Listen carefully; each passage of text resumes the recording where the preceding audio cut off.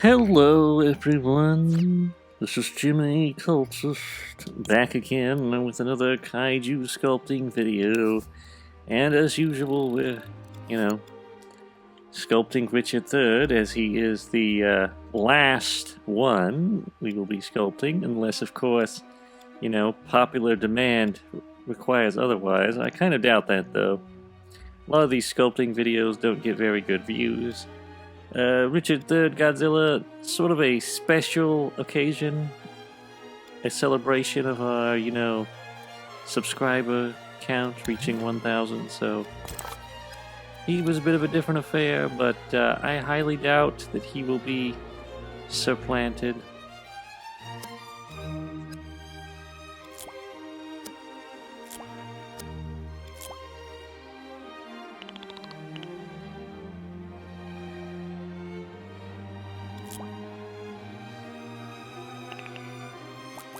I highly doubt that the popular outcry will continue this series.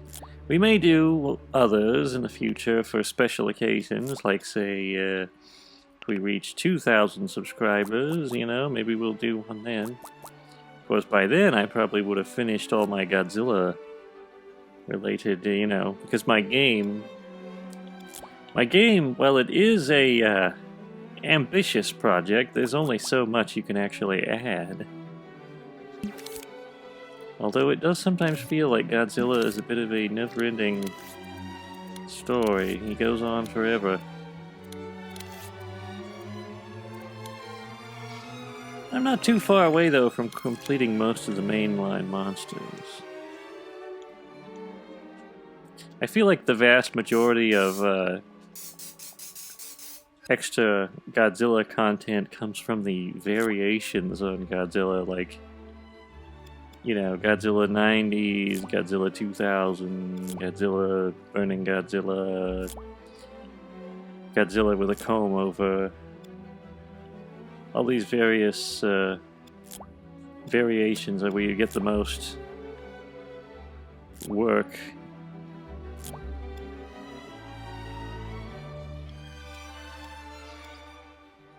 I tend to be more invested in things that I, it's not that I don't like all the various types of Godzilla, but I tend to be more invested in the ones that are my own personal variation on the subject.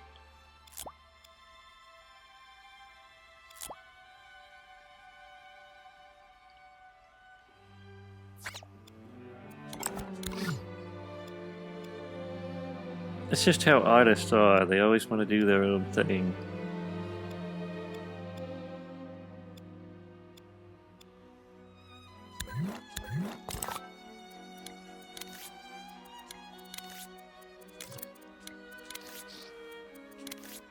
In fact, it's actually kind of unusual. I don't think a lot of people are hyper familiar with my background and my character. But for people who know me, it's actually quite unusual that I would even be invested in making Godzilla. Not because I don't like Godzilla. I like Godzilla quite a bit. There's a lot of things I like, though.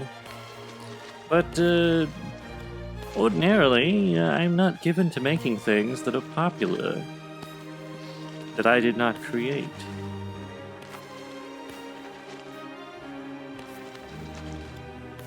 There are only two exceptions that I can think of.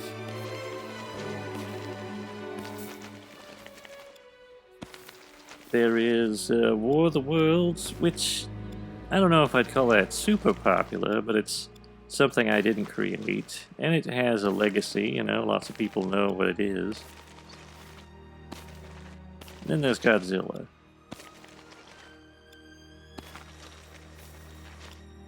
Who is kind of soaring to new heights of popularity at the moment. Due to several factors, there's been somewhat of a Godzilla renaissance. And many may question the quality of it, but nevertheless, Godzilla is more popular than he was before, I would say.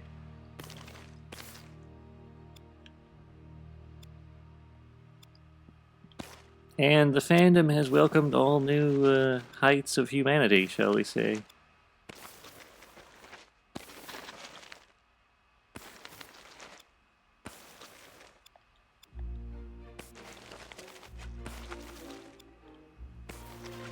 I'm not really a fandom type of person myself. I don't really congregate with people and, what is the word? I don't share community with people.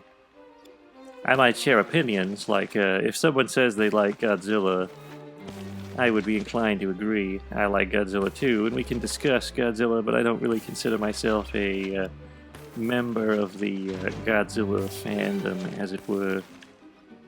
Nor anything for that matter. I like Star Wars quite a bit as well, but I don't really consider myself a Star Wars fan.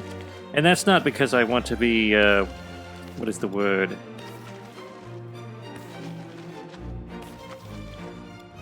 It's just what I consider a fan is a bit different to what other people consider a fan. I think of fandom as, at least in a classical sense, which was basically enthusiasts who shared the same enthusiasm. I think it first began with science fiction. Science fiction was one of the earliest things, I think. That and Sherlock Holmes. Sherlock Holmes was the first, thing to have a group of enthusiasts that, would talk about it and keep up to date on all the recent, Sherlock Holmes news. That was some time ago, of course. I believe that was before, I might be wrong, but I think that was before the turn of the century, that being the 18th century, if I got this correct. Maybe not. Well, no, that would be the 19th century, actually. I always forget that it doesn't work that way.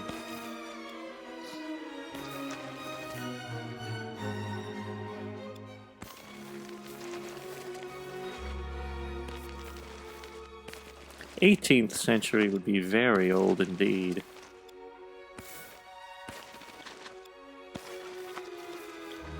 But there was also science fiction conventions, They were the earliest forms of fandom, I believe.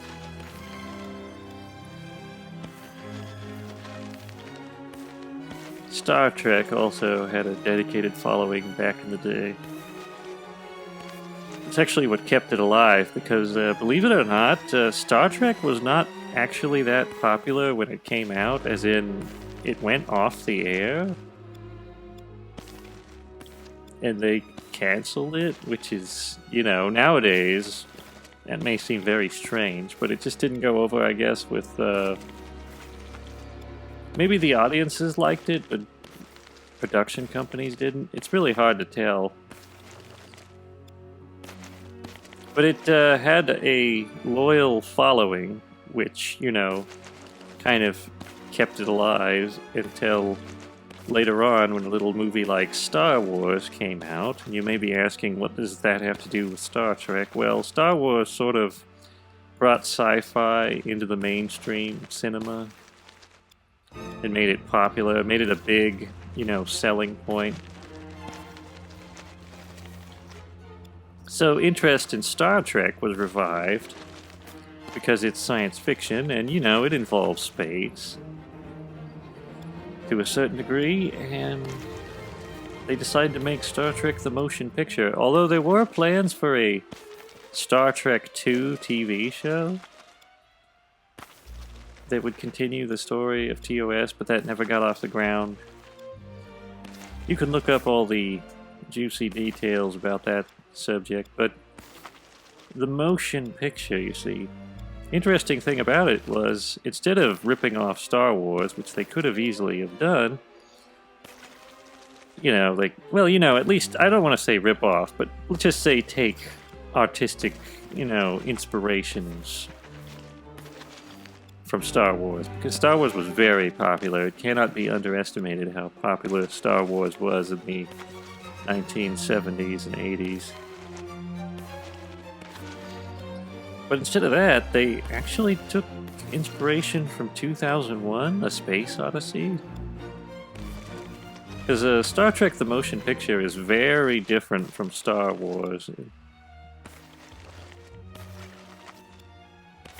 It's actually kind of the most unique Star Trek film there is, honestly, as far as the direction is concerned.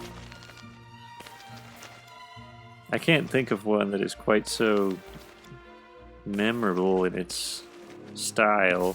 Very slow-paced.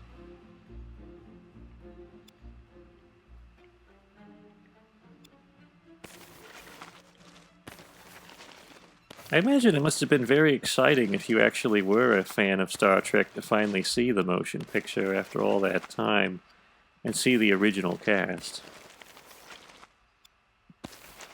It's kind of interesting to think about. Because until that point, there hadn't been like a Star Trek show or movie of any kind for like probably several decades, I think.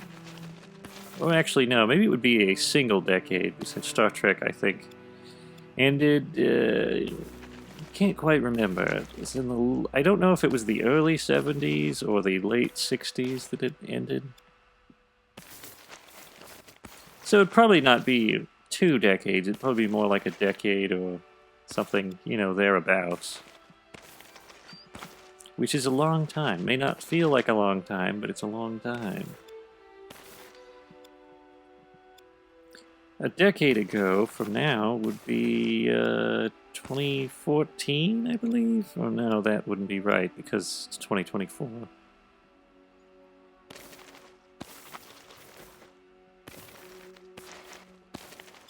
A lot can happen in a decade, though.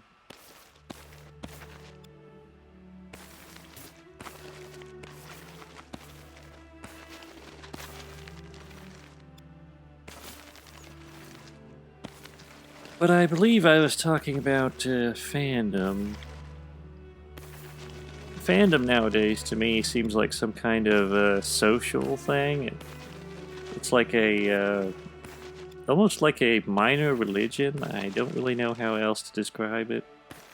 No offense to people who are, you know, in that religion, but it's not really for me.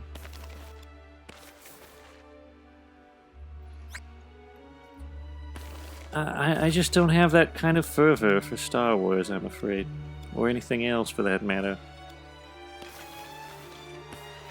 Not even Godzilla, although he has an appropriate title, you know. If you want to worship him as a deity, he is technically called Godzilla, so...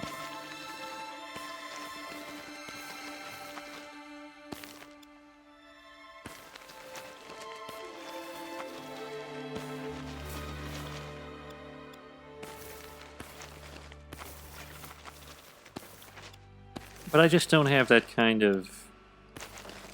I don't know, it's like, I like Star Wars, but I can stop watching it and then I can go about the rest of my day and like other things. I'm not fiercely loyal to Star Wars or Godzilla or anything. I just like them and I think they have, you know, I think they're qualitative and there's good things about them, but people just seem to like things in this, I don't know, blind loyalty sort of way. And I think they pick it more for the community than the actual subject matter. Like, they're like, oh, I like talking about Godzilla because the Godzilla fans like talking to me. And, you know, a lot of people are socially awkward in this era, so if you can find friends, you know, you take them where you can get them.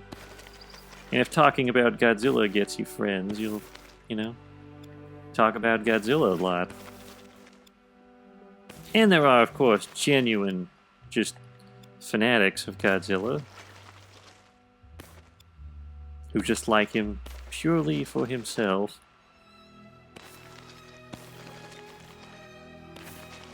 I like Godzilla quite a bit. As is obvious.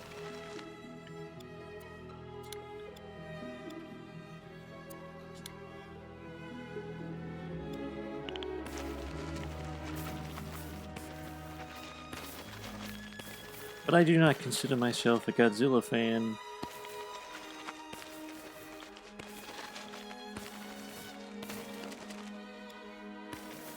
Until the definition changes, I suppose. I also think there's people who... Now this may sound really strange. There's people who are fans of things because they're social climbers. And this is a... You know, I can kind of understand being a fan of something because you want, like, friends or whatever. And you want mutual, you know, enthusiasm and something you can talk about. But there's people who have friends... Well, not friends. They're fans... They're fans of things because of the social clout it gives them. And I will try to explain this as best I can, what I mean by this. But I would best describe it as... Say you are in a certain line of work, like say you're a YouTuber. And you know that one of the biggest fandoms there is Star Wars. And so you're a Star Wars fan and you decorate your house with Star Wars paraphernalia because, you know, Star Wars is big. And you want to get the Star Wars fans' attention and you want them to watch your videos, so of course you're a Star Wars fan. That's what I'm talking about with people who are social climbers, shall we say. Opportunists. It's also got to do with, you know, social climates in general. Like, if most people are into Godzilla in society, that means that if you want to be somebody, you have to try to fit in and you have to love Godzilla. And I think a lot of people are fans of Star Wars in that way. I don't think they actually have a genuine interest in it. I think it's just so they can, you know, kind of like a football game. It's like, oh, what's Darth Vader doing this season? Let's go and have a cookout themed around Star Wars.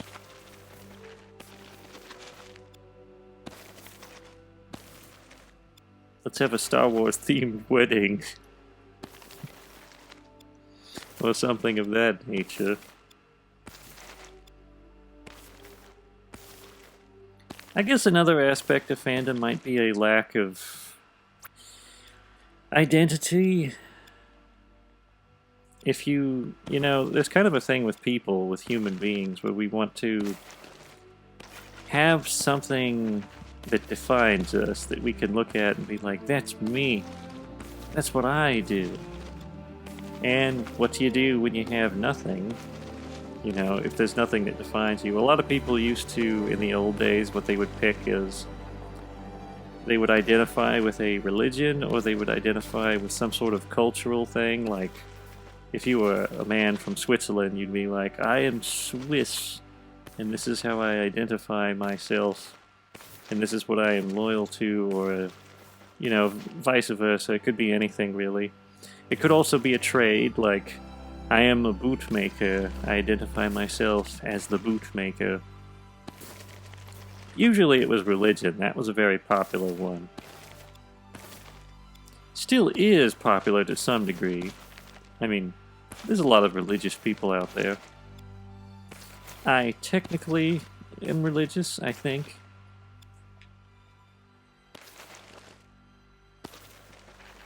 Depending on what the word religious means, I suppose.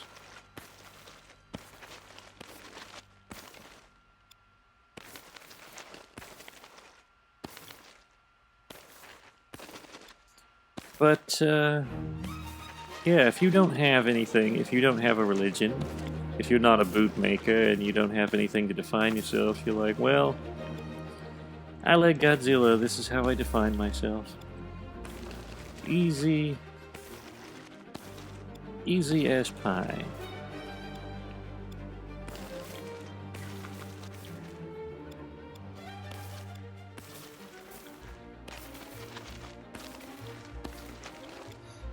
Now you may ask, Jimmy, how do you define yourself? What are you, Jimmy? I define myself as being a cultist.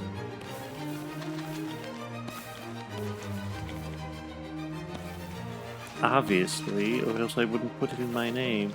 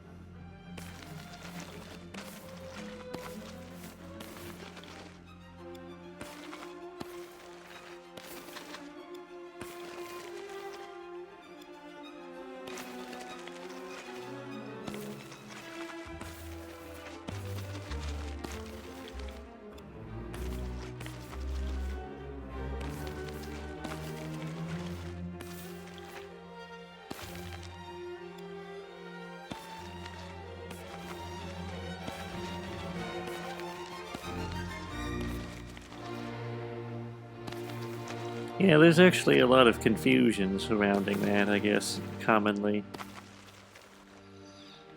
I get a lot of people asking, Jimmy, are you a part of a real cult? And this is a difficult question to answer because I would say it's somewhat, you know, it sort of destroys the illusion a bit.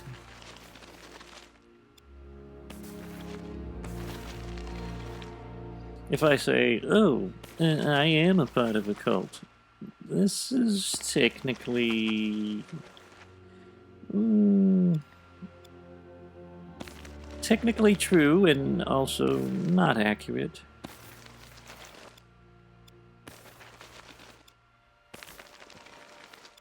Kind of depends on what you consider a cult, I suppose.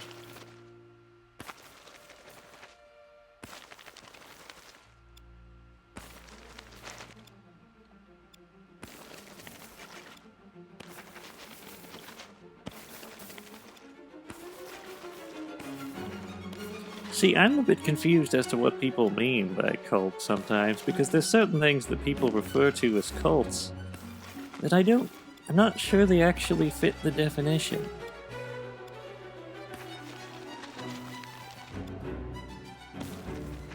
I think a cult is supposed to be a somewhat obscure religious sect that usually it's kind of closed off, you know, exclusive, not universalist, also generally, you know, only has a few members.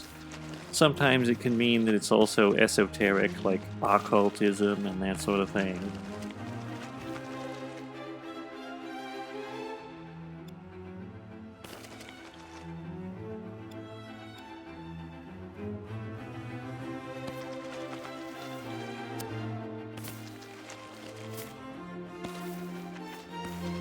But I've also heard people refer to Christianity as being a cult. And this is technically accurate and also not. I mean, Christianity definitely was a cult at one point when it was less popular, I would say, you know, before it was adopted as the most popular religion in the Western world, I would say. So technically it was a cult, but I mean, how can you call, like, what is the difference between a cult and just a mainstream religion, like Buddhism? Or, you know, any other thing? It seems like cult is a slur to me. It's just like, oh, your religion is lame. It's a cult.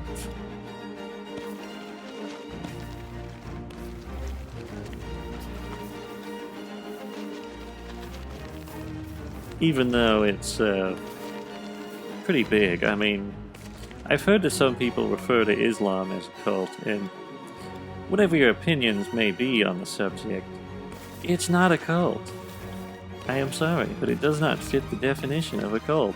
if I have the definition correct, I'm pretty sure it's a small, obscure religion, not a mainstream one accepted by, many people. And you may say, well, I'm an atheist. I believe all religions are cults. Then why do you refer to some as cults and others not? And also, does that go for every belief system? Is science a cult? Science isn't even a belief, really, but you know that some people do treat it that way. And you may be asking, how is science a belief? Well, in all honesty, science is actually a tool. It's a bit like a toaster or a hammer. It's a method of analyzing data or, aspects of reality. It's a method. But some people seem to believe that it's like a way of thinking about the world, like a belief system. When it really isn't built for that, it's inadequate as a belief system. It could inform your beliefs, it could be an aspect of how you arrive at your beliefs, but it is not a belief system in and of itself. At least, it's not supposed to be. People do actually believe in science as a belief system, as opposed to just a, it's like worshipping a calculator to me. I mean, calculators are good. You can do cool things with calculators. But, I'm not going to the calculator church anytime soon.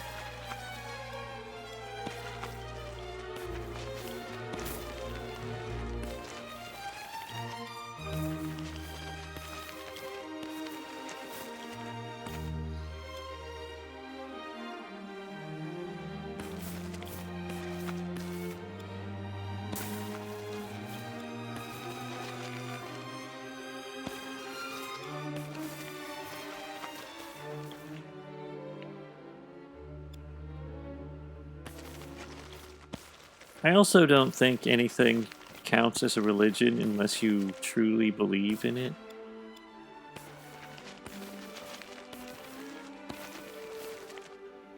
For instance, I've heard of some people who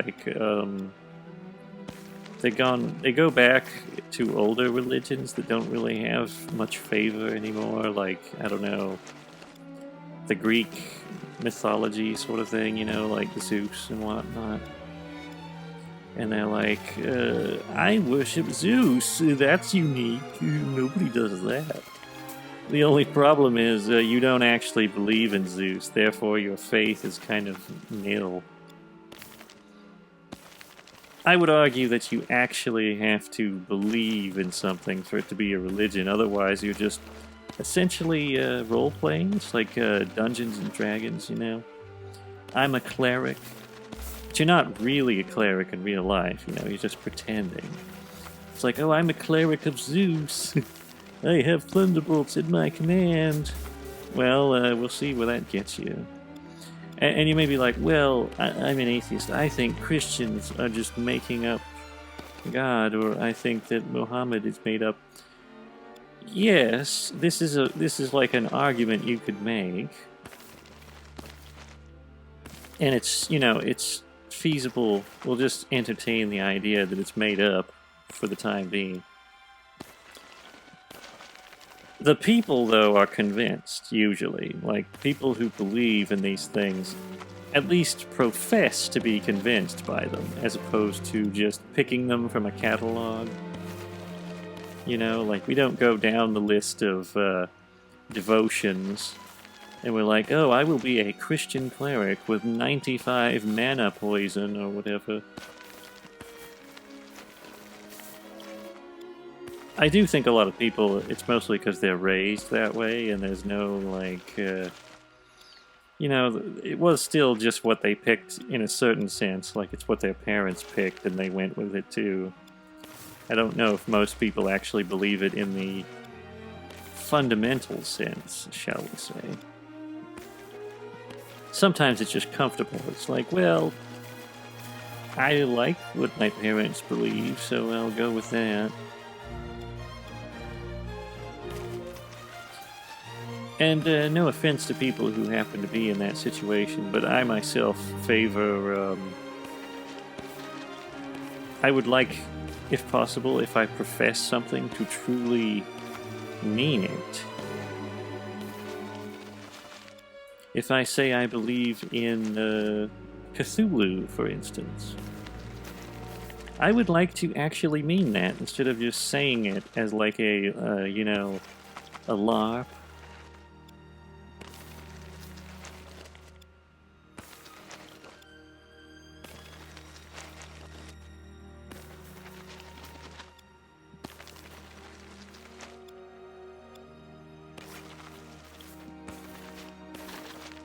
And I think it's really hard for a lot of people, because they're like, you know, people will pick goofy things sometimes, because they're like, well, that's unique. I want to try that religion. It's like, well, the issue is if you don't really believe it, it's just a fad. It's not a religion, really. Cthulhu, we could use him as an example.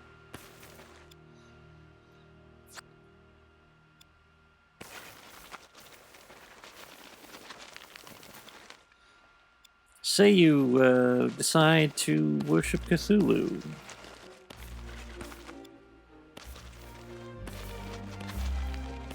The problem with this being that you kind of realize that Cthulhu was made up by some man from New England. And you're automatically like, well, I am pretending fundamentally to believe in something I know was invented. And there's not a whole lot of mystification around it. Like, there's not a lot of actual evidence for Cthulhu in the world. There is actually evidence for some of the other, you know, Abrahamic faiths. There's at least historical precedents and such that you could go off of. I don't think you can really prove most of it. Like, I think it's impossible to prove a lot of things that happen in the Bible, which is what makes it a faith. But there's enough there for someone who's, you know, coming into it fresh to be like, well, maybe that's real. Maybe that's actually real. Maybe I believe in that. I'm pretty sure most people don't believe in Cthulhu, although there is a certain theory. I have heard this before. There is a theory that H.P. Lovecraft didn't actually make up Cthulhu, and that he was only, you know, writing about actual events. And that he framed it in the style of a novel because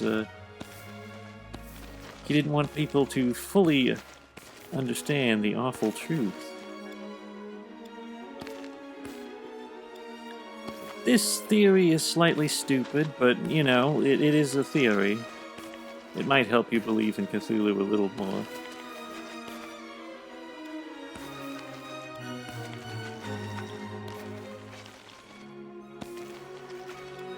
Now, me personally, if I was going to pick one of the two, if I was going to pick a Lovecraftian deity, I think I might pick Yog-Sothoth.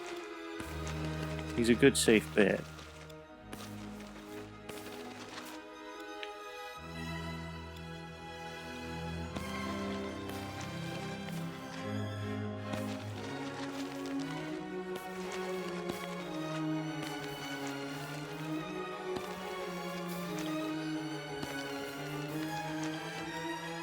I've always been confused by the people who pick Nyarlathotep. That's just a strange choice.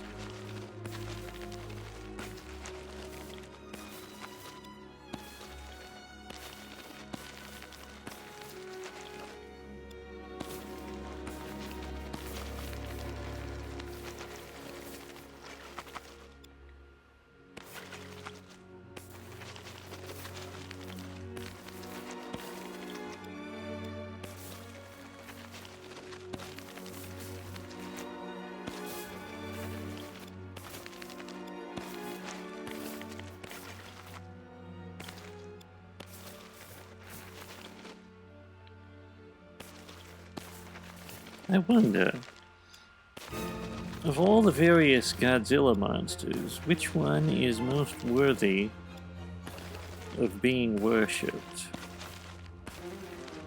I would argue that it's probably Gorosaurus.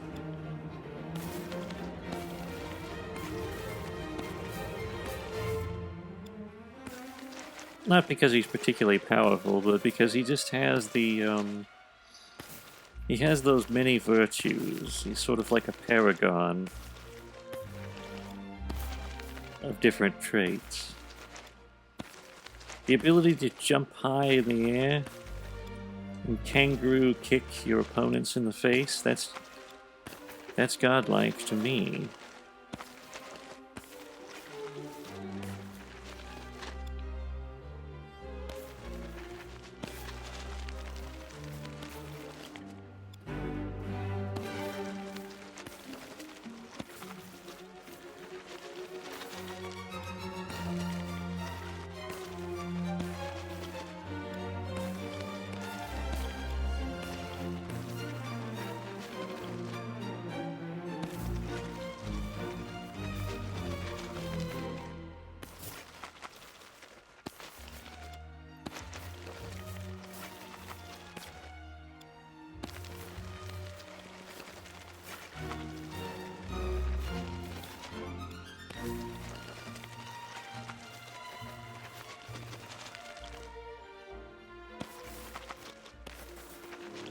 Oh, that's another interesting point I never thought about.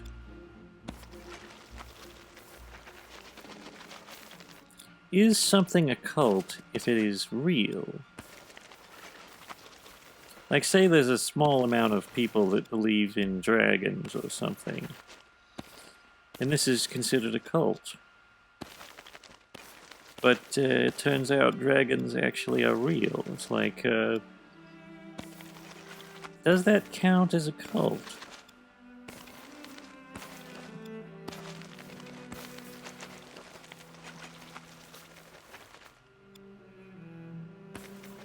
I guess another aspect of cults is they tend to be insular.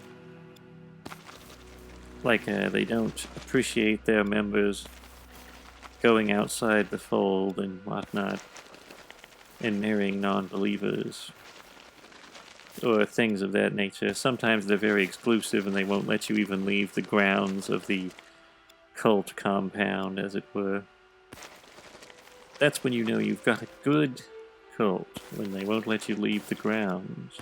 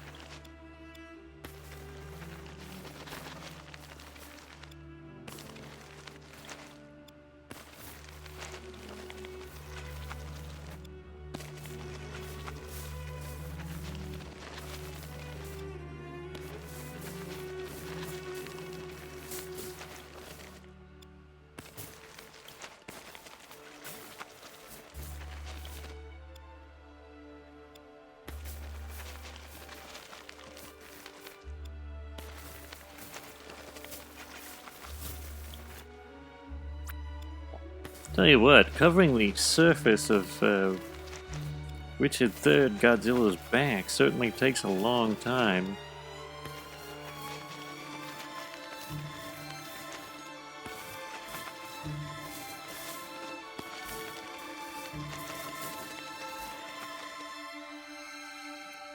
Let's see what we got here. And we've still got more to go. It's looking nice, though, so can't argue with the results.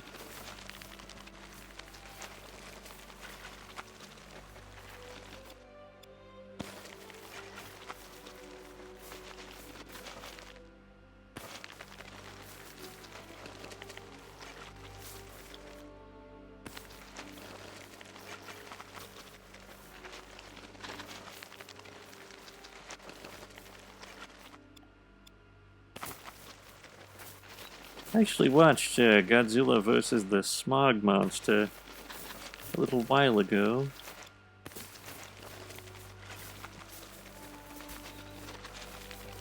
Very strange film. I had seen it once before, but I didn't really remember much of it.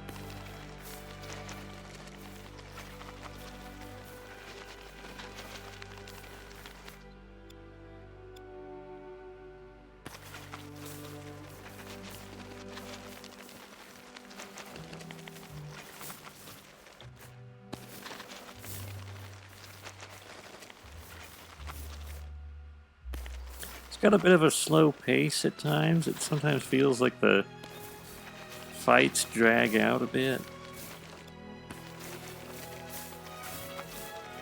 There's this one scene where Hedorah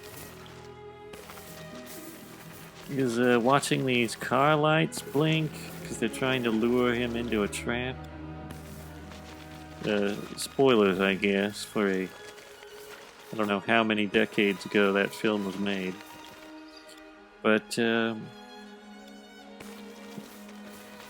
goes on a bit long, you know? Watching him look at blinking car lights, I suppose it's to heighten tension, but it's a bit much. It could be reduced, maybe, just a little bit.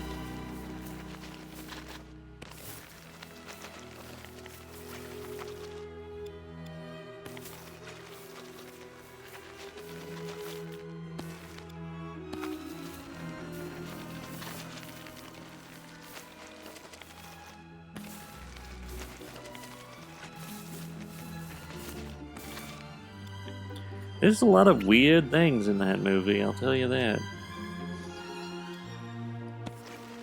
There's this one scene where a bunch of people want to fight, well, I actually don't know what they're doing. They say that they're going to go up to Mount Fuji and party because Hedorah is created by mankind or something, and he's a problem, and we're going to fix it by partying up in the mountains. Now, this in and of itself, you know, stupid logic, but, you know, that does seem like something young people would come up with.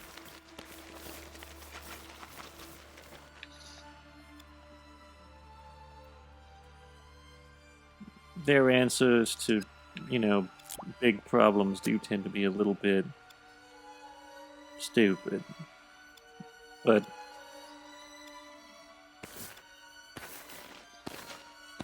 the weird part isn't so much that they're going up and partying around Mount Fuji to, you know, solve the issue of a sludge monster.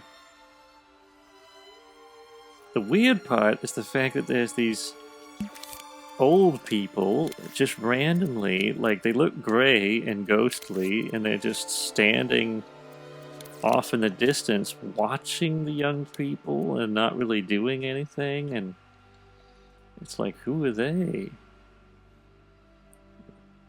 Is that the ghosts of a past generation? Or what's going on?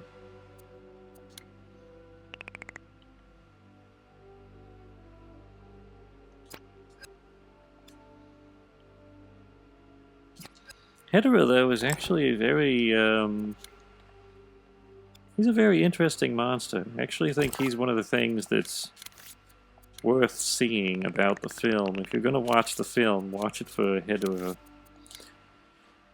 If you're watching the American version, he's called Hedra.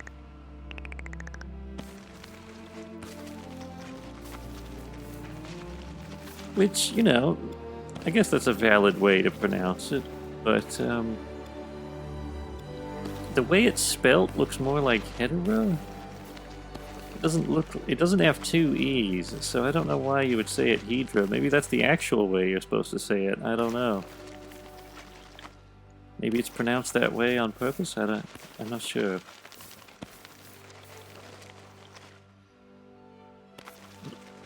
Kind of reminds me of how Anguirus in the in Destroy All Monsters and some of the other American dubs, they call him Anguirus? Anguirus?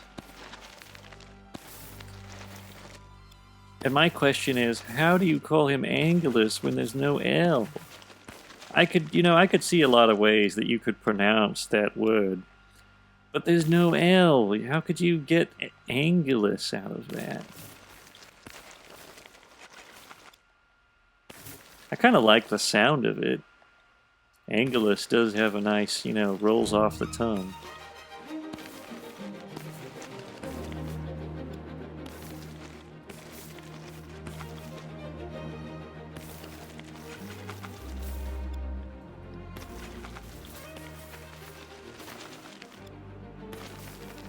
I feel like, though, it's roughly equivalent to calling Ghidorah Glidorah. In terms of, like, I think most people, calling him Ghidorah, most things make sense the way it's spelled. But just adding a letter where there is none doesn't make any sense to me.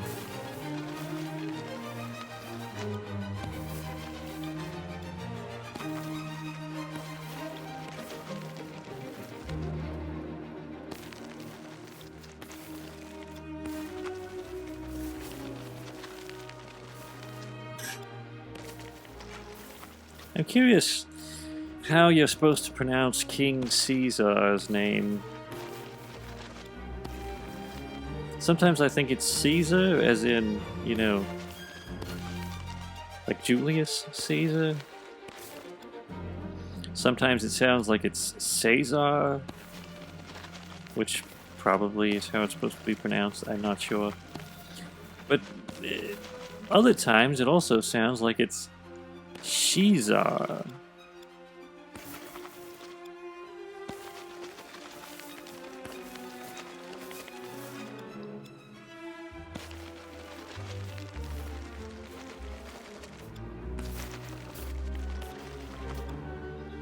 I call him King Caesar because it sounds funny. It sounds like he's a Little Caesar's monster or something.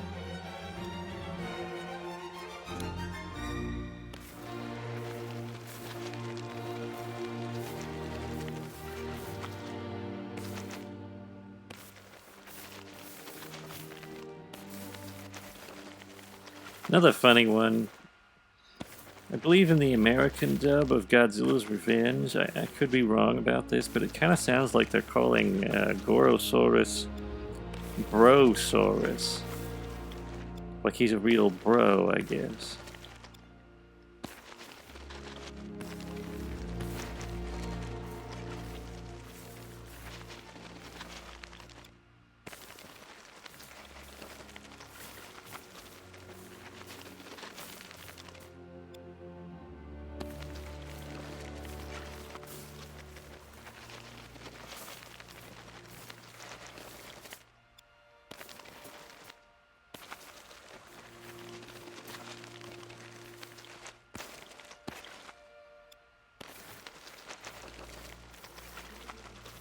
Sometimes I think they call Rodan, I'm not sure which dub it is, maybe it's the Terror of Mechagodzilla dub. They call Rodan Radan.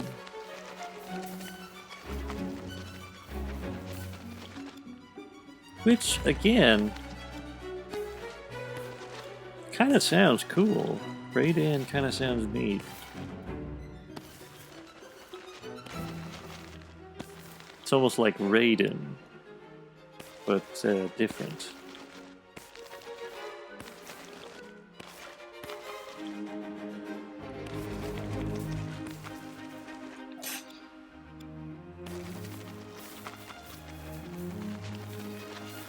Also, the dubs are sometimes inconsistent when naming things, like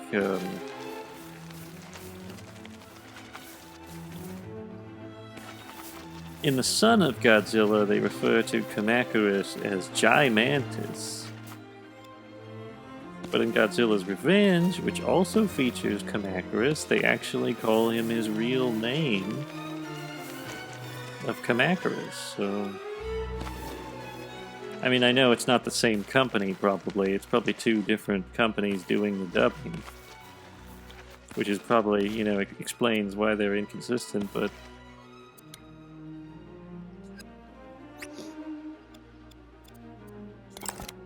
it also might have to do with whoever's given the responsibility of translating these things. They might... Because, you know, translation is not an exact science. There are some things where it's like, well, this might be the closest interpretation you have in English. Like, Gimantis is just, you know, that was someone's opinion of what was the closest possible translation.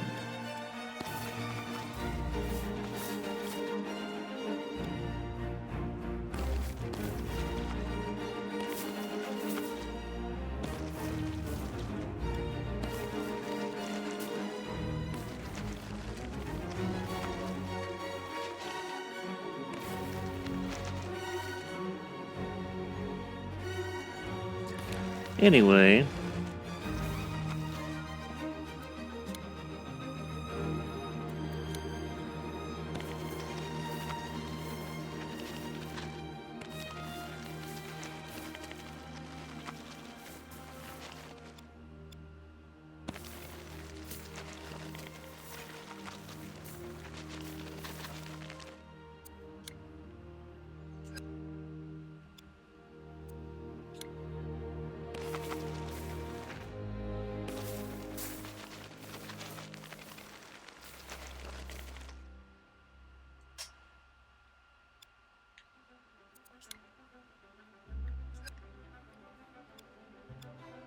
better get to work on his other features.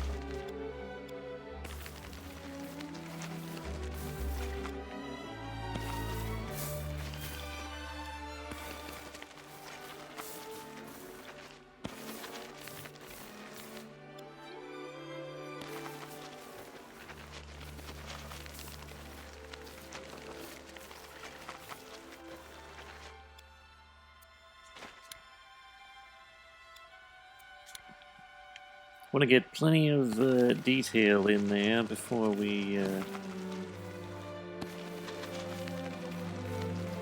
you know, the thumbnail is always a consideration. Gotta keep the thumbnail in mind.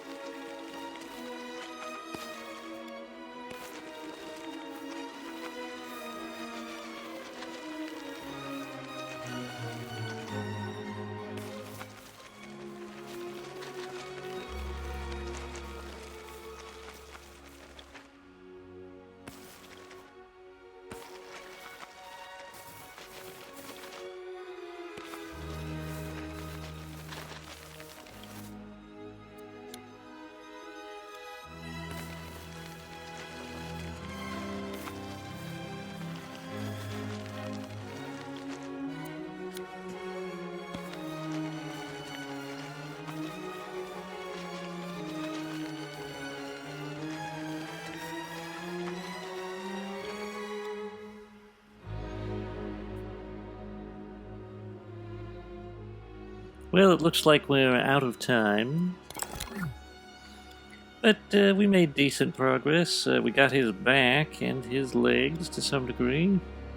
Here are the names of all of our lovely cult supporters. Many thanks to all of you. If you'd like to get your name in those credits, check the link in the description and head over to our coffee. You can become a cultist neophyte to become credited at the end of our video, or you can become an acolyte to gain early access to videos in addition to credit. Now, if you aren't in the mood for membership, you can always leave a one-time tip. If you enjoyed this video and are not already subscribed, consider hitting the subscribe button down below. And maybe give us a quick like, both options are free. Also, don't forget to ring the notification bell so you will always be notified when new videos come out. If you have any thoughts, questions, or suggestions, leave them in the comment section. Or if you just want to let out your pent-up rage, give us some smack talk. Until next time, goodbye.